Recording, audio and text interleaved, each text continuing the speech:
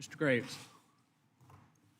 Thank you, Mr. Chairman. I first want to join others in wishing condolences to the families of those who were lost in the bridge collapse, and also I just find it remarkable the incredible action of the law enforcement community that came in and stopped traffic that could have been much worse than it was. Last week I had the opportunity to go out to the bridge, and Admiral, I'll tell you that Admiral was it Gilreath, right? Right, Admiral Gilreath and Captain O'Donnell and even Lieutenant Carter, who was behind you a little while ago, just absolutely remarkable. General Colonel, your district commander down there, Colonel Pinchason, I believe. Yeah, she was awesome. I had met her down in New Orleans, and she and her team did a great job. They're folks from DHS that were really, really good, and just an incredibly thorough briefing and gave lots of comfort that things were under control. And I appreciate all the efforts that are underway down there. Administrator, I want to ask a question. I want to make sure I understand something. You said earlier that that what's being done in this bridge is consistent with what's been done in other bridges in the past. Is that for disasters? Is that accurate? Thank you, Representative. I'm trying to think of what I said. I wrote down that you said consistent with historic bridge disasters, but there's not another bridge where where FHWA came in and just designated that it's going to be part of the interstate system. No, we only learned that it was not part of the interstate system in light of this event. Okay, so that is an anomaly. I just Absolutely. Okay, I want to be clear on that. And then secondly, so you've talked about the use of categorical exclusions and doing some type of expedited NEPA, whether you do a CAT-X or you do alternative arrangements. I want to be clear, fully supportive of it. But in the past, Minneapolis Bridge, the I-35 Bridge, I believe the bridge in Washington State, and others, similar things have been done. Can you cite where there's been environmental damages or destruction from that approach as opposed to going through the regular NEPA? So just trying to think through your question, citing environmental damage by using the expedited approach. No, I can't cite environmental damage that way. And I can't either. And actually, Major General Graham, sorry about that, demoted you.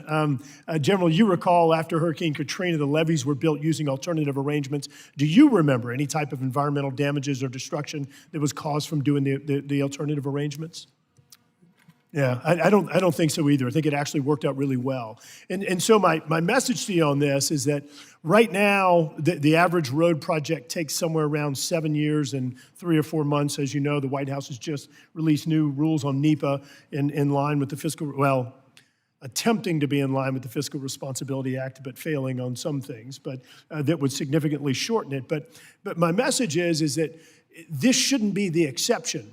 The environmental damages haven't resulted from using categorical exclusions or alternative arrangements. Look, I don't know what the traffic impacts are of this bridge. We have a bridge at home that is the source of the 4th worst traffic problem in America. The Mississippi River Bridge, I-10 going from California to Florida.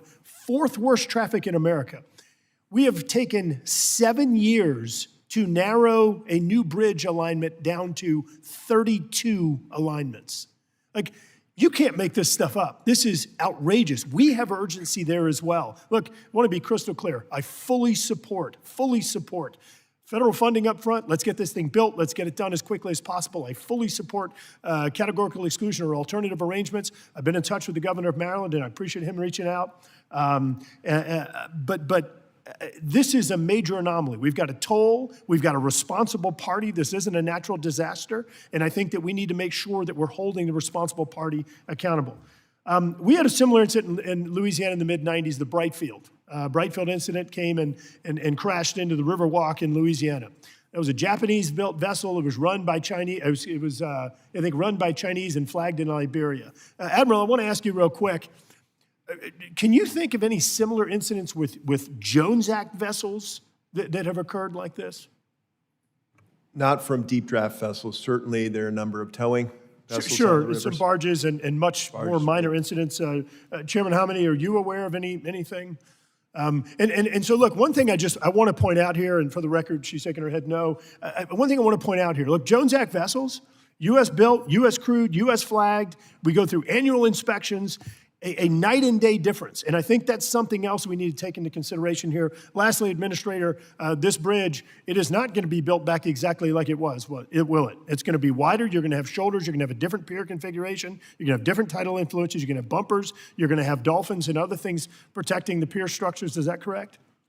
Yes, sir. Okay, all right. I just want to make sure that we're noting that this is actually a different bridge that's being reconstructed with effectively waiving or providing alternative arrangements or categorical exclusions under NEPA. Yield back.